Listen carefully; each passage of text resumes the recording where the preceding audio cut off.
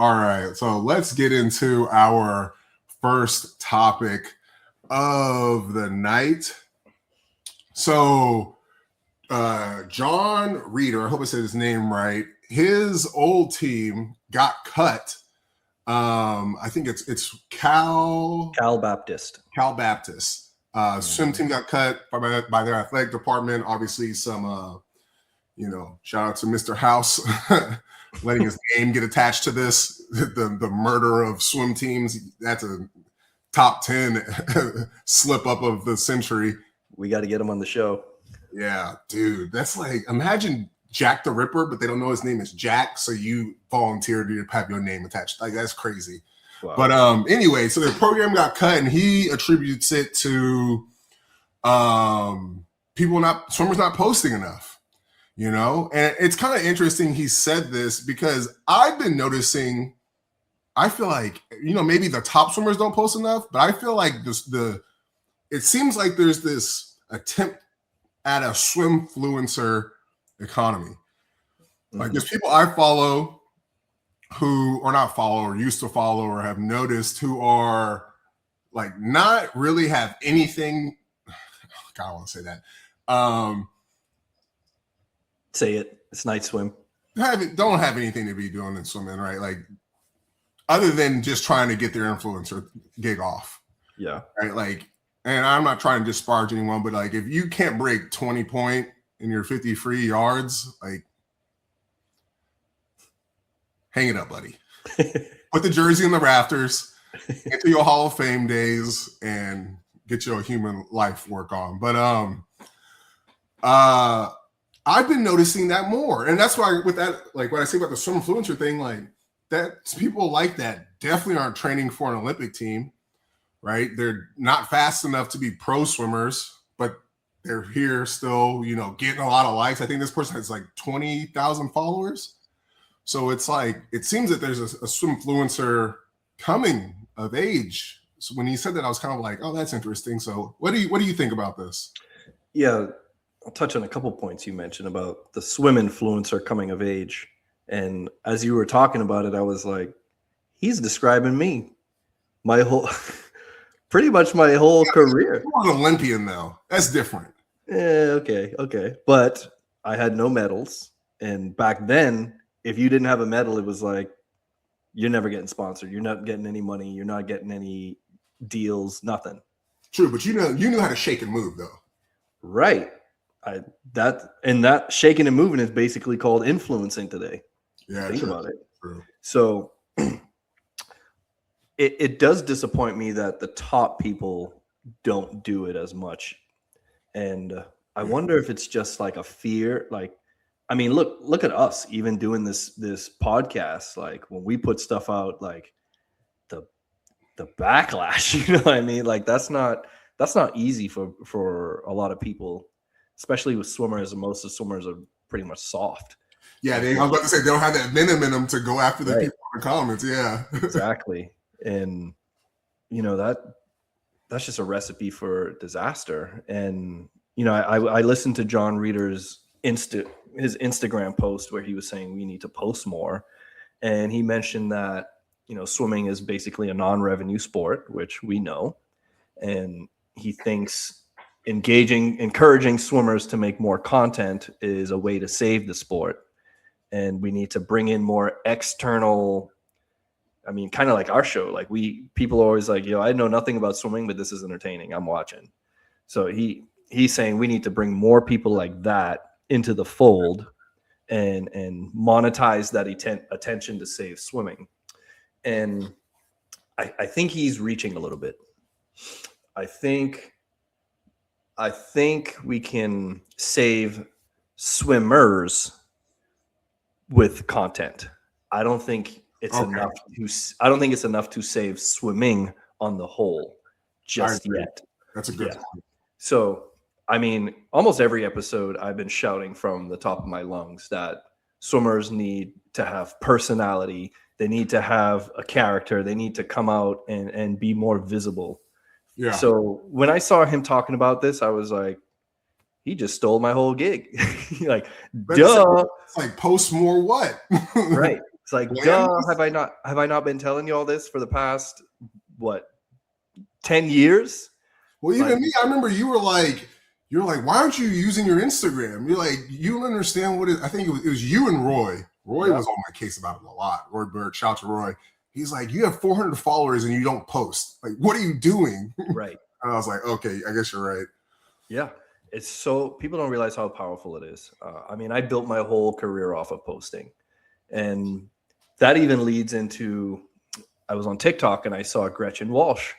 She said, she put up a post that said, her New Year's resolution was to post more in 2026. So watch out, guys. I'm going to be posting more and get out of my comfort zone, blah, blah, blah.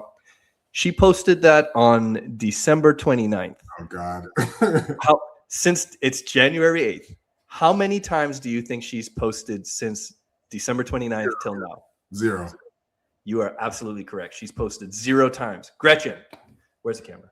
Gretchen, if you listen to me, I need you to post 3 times a day. I don't care what it is. I don't care if it's you in the locker room talking about your locker is stuck or the lock is rusty or the floor is wet or whatever. Or you're trying some new swimsuit. Look at the freaking color of it. Oh, wow, it's raining today. We're going to train. I do not care what it is. I'm giving you homework from Night Swim. You have to post 3 times today, 3 times a day, no matter what. Yeah, bro. I was just thinking about this while you were talking. We should have some type of like paid for personality score, like swag school or something for Please. Because I did on my own personal page, my Rakely page, on YouTube. I I did a reaction on one of their podcasts, the 2 girls, Gretchen and Alex. And I remember thinking, I was like, oh, cause I've never even heard them talk really. So I was like, I should know something about them.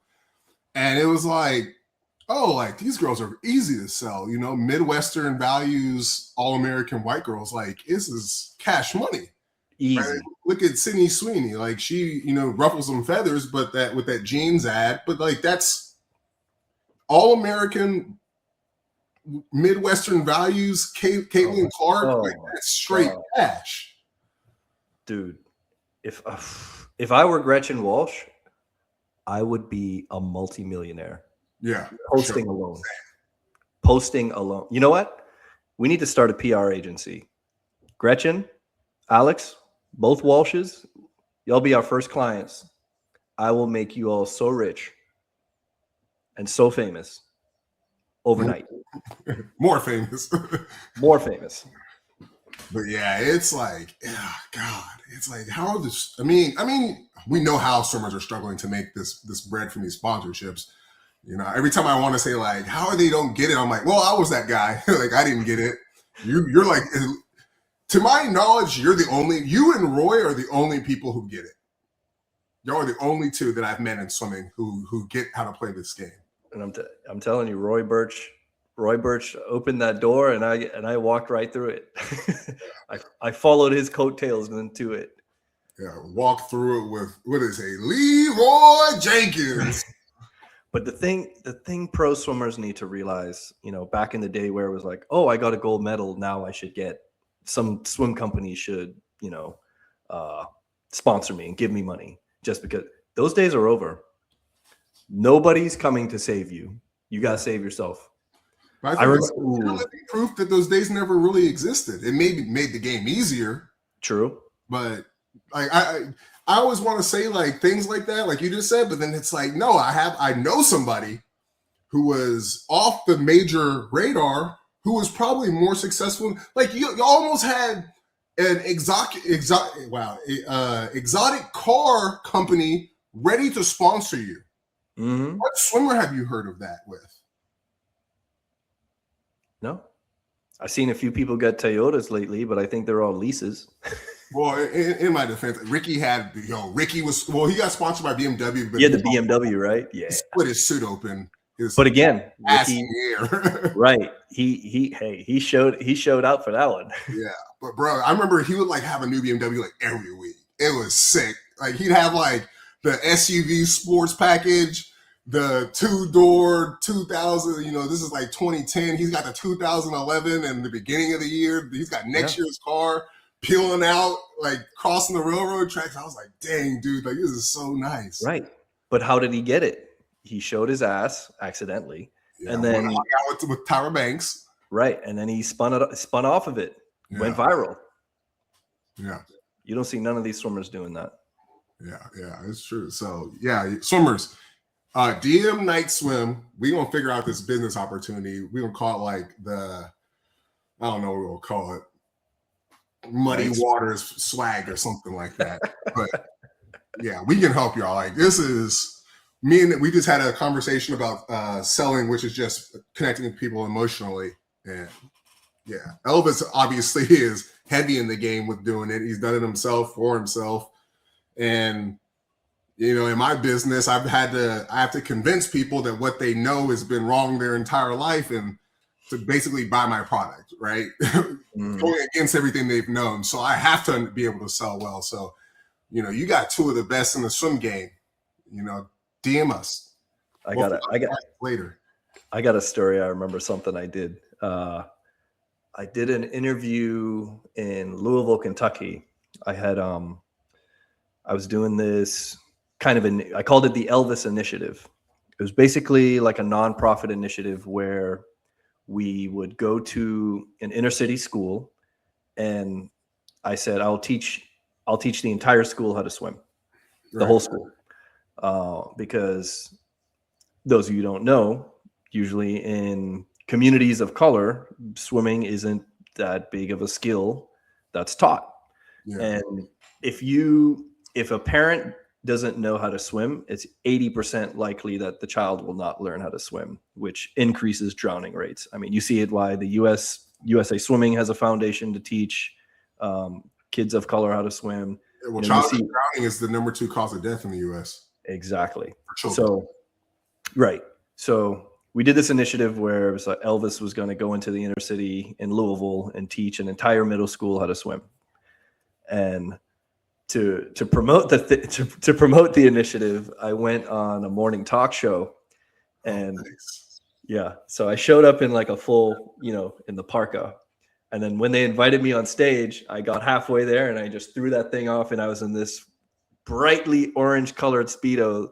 I was sponsored by Funky Trunks at the time, so I had this bright orange Funky Trunks Speedo. Funky Trunks brief, and I sat right on the couch in between the two anchors. They were so caught off guard. They were like, if you watch the video, the lady was sitting next to me. She could barely speak. She was like, but that thing went viral. That was all over the place. But so you guys, he's the man. Yeah, I picked up some big sponsors after that, though. We had the Yum Corporation stepped in and pretty much paid for everything. Nice. Yum, those of you who don't know Yum Corporation, that's KFC, Long John Silver's, Taco Bell. Yeah, Yum, YUM. Yeah, Pizza Hut. Yeah, so they stepped in and they paid for pretty much everything. The YMCA donated the pool time and the lifeguards. Yeah, it was great. So Nike Swimming stepped in and gave all the kids like sweatsuits and new all kind of pool gear and what else did they give them? Swimsuits. Dude, it was awesome, man. Like, we had a great time. Yeah, and you listeners out there, like, this, I mean, it puts a smile on my face. Like, doesn't it just put a smile on your face hearing that? Like, oh, that's so cool, dude. So yeah, contact Night Swim, dog. DM us. DM us, you fast swimmers. Let's get this bread. Yeah.